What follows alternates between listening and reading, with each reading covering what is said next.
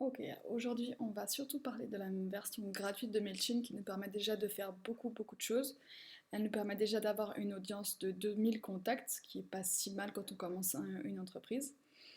Euh, Ce qui est intéressant dans la version Essentials, c'est qu'on commence à avoir l'A/B testing qu'on n'a pas dans la version gratuite. L'A/B testing nous permet par exemple de tester deux sujets de mail différents, voir lequel marche mieux et ensuite on peut... donc il va tester sur un segment et ensuite on va pouvoir envoyer le reste de la campagne avec le sujet du mail qui marche le mieux ou le mail qui marche le mieux, le tout court, suivant ce que vous allez décider.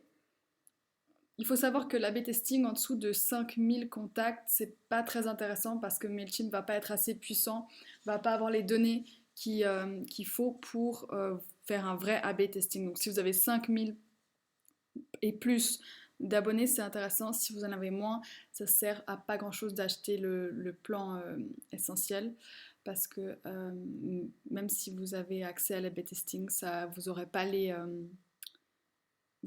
données pour qu'il soit vraiment efficace. Ensuite, dans le plan standard qui est un peu plus cher, ce qui commence à être intéressant, c'est qu'on peut avoir les séries d'automatisation. Et donc, par exemple, quand quelqu'un a abandonné un panier ou quelque chose comme ça, on peut envoyer toute une série d'emails et pas seulement un pour essayer de récupérer ce panier. Il faut savoir que 70% des gens abandonnent leur panier, c'est-à-dire qu'ils ont mis quelque chose dans leur panier et ils ne vont pas l'acheter dans le cas d'un e-commerce. Et là, on va pouvoir, avec l'email, récupérer un certain pourcentage de ces gens. Donc, c'est très intéressant d'avoir cette fonctionnalité-là aussi. Et là, on part à 15 dollars par mois.